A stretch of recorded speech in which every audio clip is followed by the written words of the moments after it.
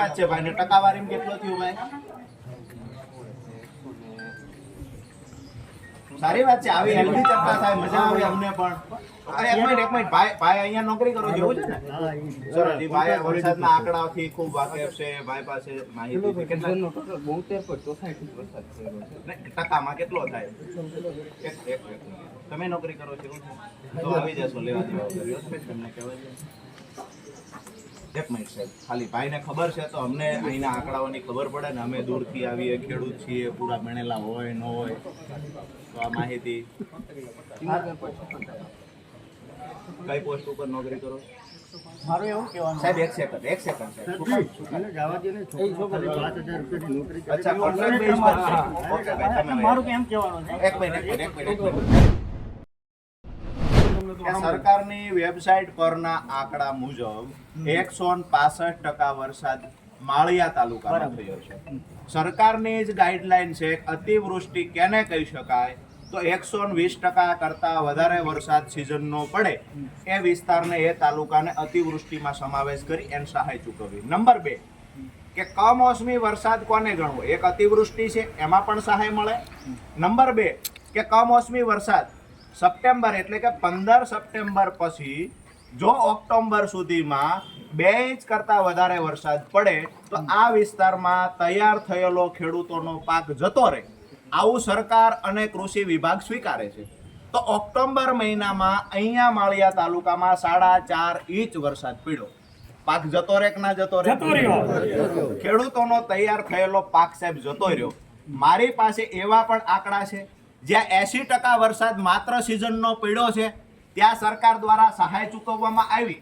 અહીંયા 165% વરસાદ એટલે કે 80ના ડબલ કરતા પણ વધારે, અહીંયા 165% વરસાદ પડ્યો તો શા માટે માળિયાના ખેડૂતોને સહાય ચૂકવવામાં ન આવી? નંબર 2 કમોસમી વરસાદના મેન્યુઅલ પ્રમાણે પણ માળિયા તાલુકાનો કાયદેસર સમાવેશ થાય તો પણ સહાય ચૂકવવામાં ન આવી. એટલે અમારી લાગણી ને માંગણી સાહેબ એ છે કે ઓક્ટોબરનો વરસાદ, ઓક્ટોબરની સહાય હજુ સરકારે જાહેર કરી નથી. સરકારે મીડિયા સામે આવીને કહ્યું છે કે ઓક્ટોબરમાં જે પાક નુકસાન છે એનો સર્વે કરાવી અને સહાય ચૂકવશું.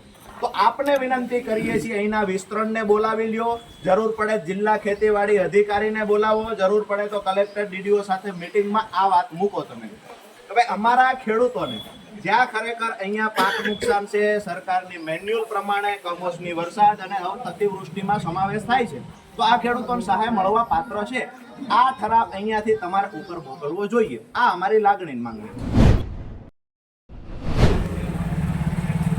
આમ આદમી પાર્ટીના કાર્યકર્તાઓની સાથે મોટી સંખ્યામાં ખેડૂતો જોડાયા છે. આજની રજૂઆતના જે મુખ્ય મુદ્દાઓ છે કે ખરેખર જ્યાં પાક નુકસાન હોવા છતાં સપ્ટેમ્બર અને ઓક્ટોબર મહિનામાં પુષ્કળ વરસાદ પડ્યો, તેમ છતાં માળિયા તાલુકાને સહાયથી વંચિત રાખવામાં આવ્યું. અહીંના ખેડૂતોને જ્યાં ખરેખર સહાયની જરૂર હતી એ ખેડૂતોને વંચિત રાખવામાં આવ્યા છે. એટલે આજની અમારી રજૂઆત છે કે ભાઈ ખરેખર જો સરકાર પાસે સહાય ચૂકવવા માટે પૈસા ન હોય તો આજે અમે અહીંયા કટોરો લઈને માળિયાની મેઇન બજારમાં ફરવાના છીએ કે આ કટોરામાં 2-5 રૂપિયા 10 રૂપિયા બજારમાંથી લોકો ભીખના આપશે. ત્યાર પછી આ ઉઘરાવેલી રકમ, ભીખમાં આવેલી રકમ અમે સરકારને એટલે કે મામલતદાર સાહેબ મારફતે સરકારને મોકલીશું કે ભાઈ ખરેખર ખેડૂતોને સહાય ચૂકવવાના પૈસા તમારી પાસે ન હોય તો આ પૈસા ગામમાંથી, વેપારીઓ પાસેથી, લારી ગલ્લાઓવાળા પાસેથી, સામાન્ય લોકો પાસેથી ઉઘરાવી અને આ પૈસા અમે સરકારને આપીએ છીએ. બીજી અમારી જે રજૂઆત છે, માંગણી છે કે આજે માળિયા તાલુકામાં છેલ્લા 10-12 દિવસથી ખેડૂતોને આ ટેકાના ભાવે જે મગફળી ખરીદવાની હતી એ બારદાન ન મળવાથી, બારદાન નથી એવા બહાના હેઠળ મગફળી ખરીદી કેન્દ્રો પર બ્રેક લગાવવામાં આવી છે. આજે ખેડૂતોને મગફળી આપવી છે પણ બારદાન સરકાર પાસે એટલે કે ખરીદી કરનાર સેન્ટર પાસે નથી. તો ખરીદી કરનાર સેન્ટરને અમે બારદાન અહીંયાથી આજે સવારથી અમારું કામ હતું બારદાન ઉઘરાવવા, તો અમે માળિયાના આજુબાજુના ગામડાના ખેડૂતોને કહ્યું છે કે આજની રેલીમાં જ્યાં રજૂઆત કરવા જઈએ ત્યાં બારદાન સાથે લઈને આવો. એટલે ખેડૂતો બારદાન પણ સાથે લઈને આવ્યા છે. આ બારદાન પણ અમે મામલતદાર શ્રી મારફતે અહીંયા જે ખરીદી થઈ રહેલા જે સેન્ટરો છે એ સેન્ટરોમાં બારદાન મોકલવાની અમારી જે રજૂઆત છે તો આ મુખ્ય બે મુદ્દાને લઈ અને આજે ખેડૂતો અહીંયા મેન બજારમાં ભીખ માંગશે અને બારદાન ઉઘરાવશે. આ તમામ વસ્તુઓ ઉઘરાવેલો સામાન અમે મામલતદાર સાહેબને આપવા માટે જઈએ. આ અમારી લાગણીની માંગણી. બીજી એક મહત્વની વાત છે કે આ કોથળો તમને જે અમારા હાથમાં દેખાય છે સાહેબ, આ કોથળો અહીંયા ગામમાંથી અમે આજે સરકાર લગભગ 10-12 દિવસથી અહીંયા જ્યારે આ ટેકાના ભાવે ખરીદી થાય છે એ તમામ સેન્ટરો પર સાહેબ બારદાન નથી. એટલા માટે ખેડૂતો ઘરે મગફળી રાખીને બેઠા છે, બારદાન મળતા નથી. જ્યાં સેન્ટર પર જાય છે તો એવું કહેવામાં આવે છે કે ઉપરથી અમને બારદાન આપવામાં આવ્યા નથી, એટલે કે બારદાનના અભાવે ખરીદી બંધ છે. તો આજે અમે બજારમાં ભીખ માંગીએ છીએ. સવારના ભીખ માંગી અને અમે બારદાન એકત્રિત કર્યા છે.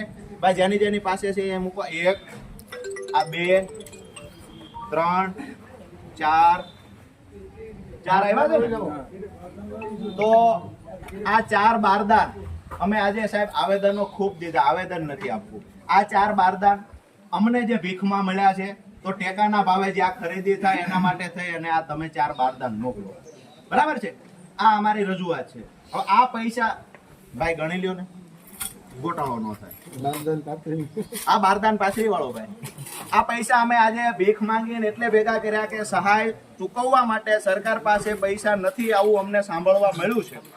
તો અમે આ ભીખ માંગેલા પૈસા પણ આપના મારફતે સરકારને મોકલવા માંગીએ. ભાઈ હવે પોતપોતાના ગણી લ્યો જોઈએ કેટલા પૈસા થાય છે. ઉઘરા આપી ગયેલી સરકારે ઉઘરા જ આપી.